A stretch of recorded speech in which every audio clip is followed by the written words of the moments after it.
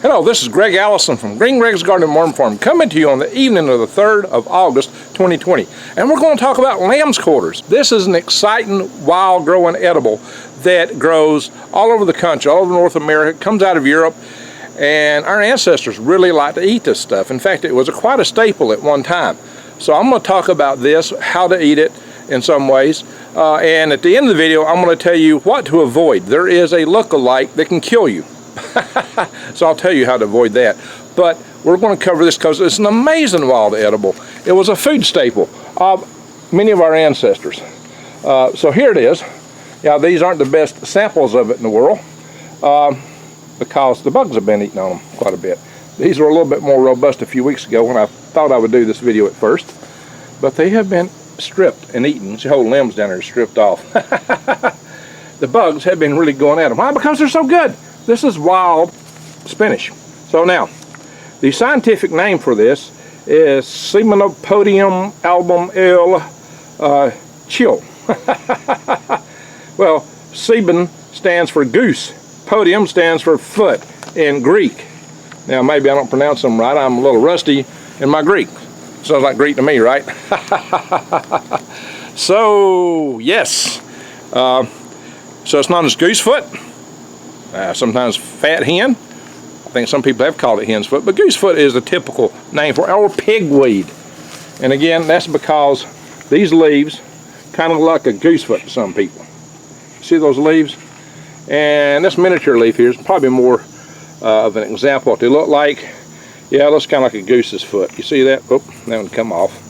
I don't think I want to eat this one because it's kind of a rough looking leaf.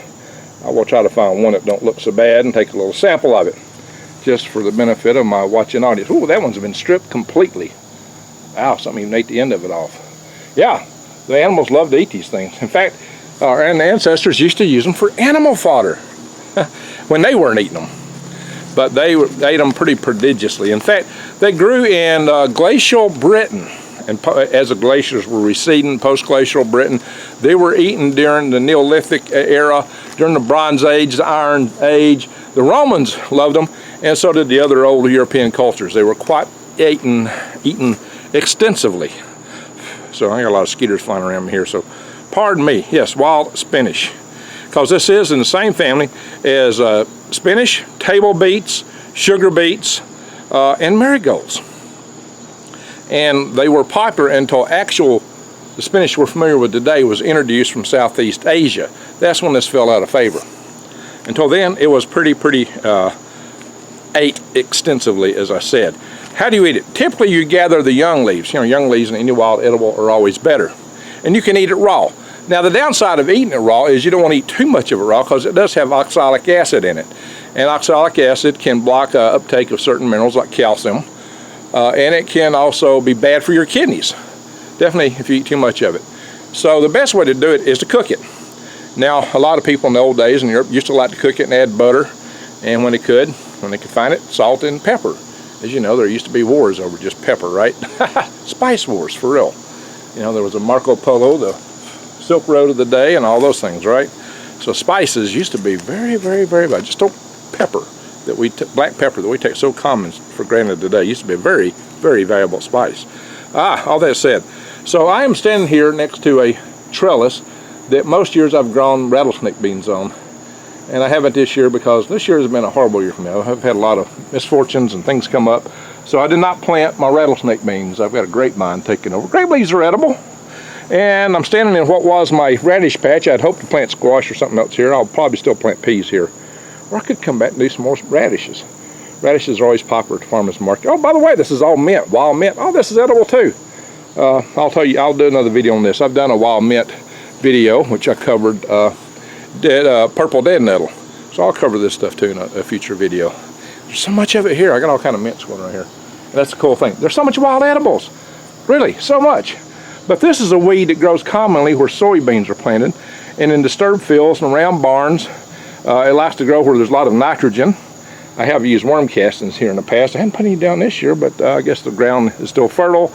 I have grown beans here, but not in a couple of years. You can see some dried beans hanging up there. Still a little bit of sign of bean vines. But it's been about 2 years since I've actually grown beans here. I used to grow them every year. It's just Been a crazy time for me. But I did grow radishes out here earlier. I think I've done some video on planting radishes, in fact. So, yeah, like I said, in the Neolithic era, Bronze Age, Iron Age, these were popular.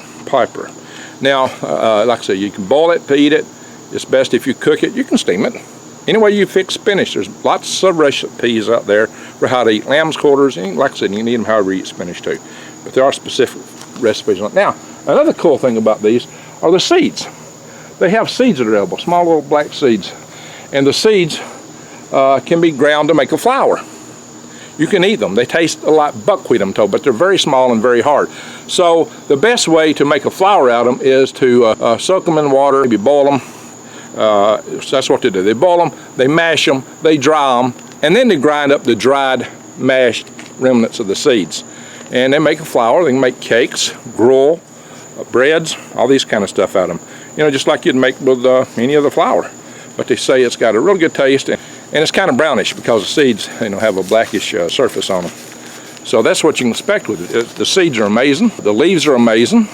And I'm going to eat one here in a moment. And they have a flavor kind of like spinach. They have kind of a white color on the on beneath. Oh, the scientific name, semen comes from, I said goose. Podium comes from foot. But the album part comes from, there's kind of a whitish looking powder on them.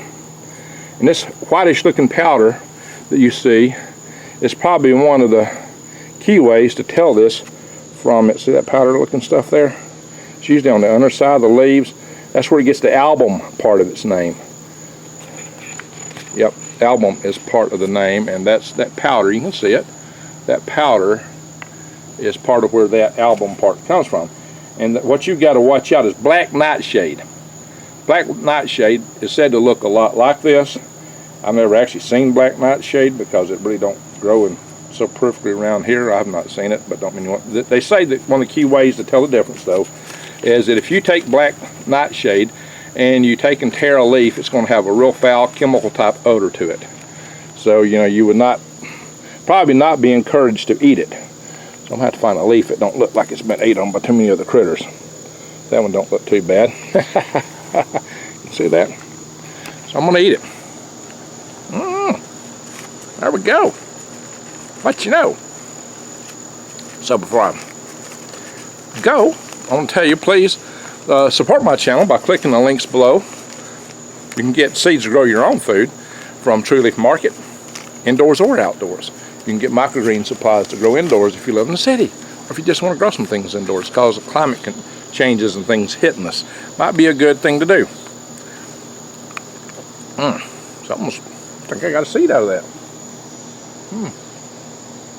Okay, well, something crunchy and quite flavorful there. Either seed or bug egg. Pretty good, whatever it was. I inspected it pretty good. I didn't see nothing. Should have been crunchy on it. Anyway,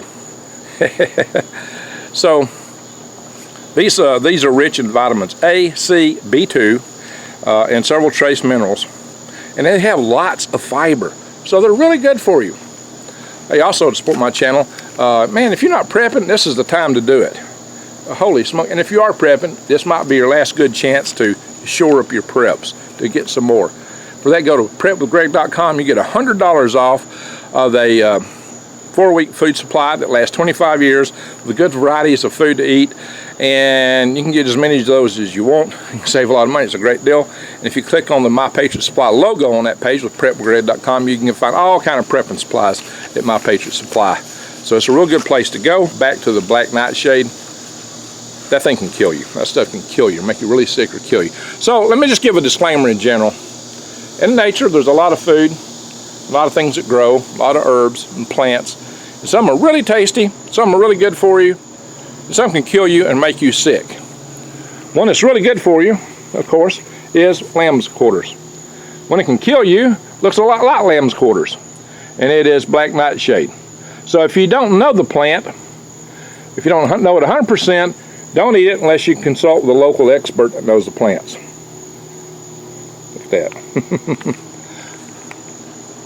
And I'm not eating black nightshade. If I was, you'll see me doing the funky chicken in a minute, right? Nah, that is lamb's quarters. So, tomorrow I'm going to do a video I hope to do a video tomorrow finally on the lettuce, the painkiller. So you'll definitely want to see that. And that's going to be a very good informative video. Let's have a little bit of radish in here. You know, you can eat radish seeds. You can save these, but something's been here eating them, I think. But you can eat them. The ends cut off. If I find the greener part. Well, it's starting to dry. But they're real good when they're green. Tastes kind of like radish. Kind of like eating a bean. But tastes like radish. You get drier, you got a little beanier taste on them. So, that's some wild lettuce right there. We'll be talking all about wild lettuce tomorrow. Painkiller.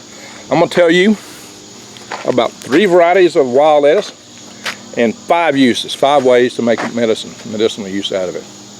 Okay, I shouldn't be moving around so much. Yeah, some people get motion sick. Pardon me for that, for spinning around. So I'm not affected by motion sickness like a lot of people. So what y'all are sensitive to is not normally my sensitivity, unfortunately.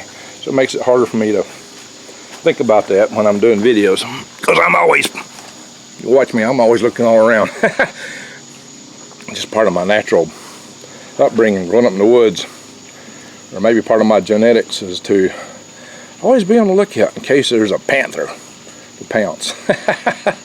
This Bigfoot's going to snatch me up, right?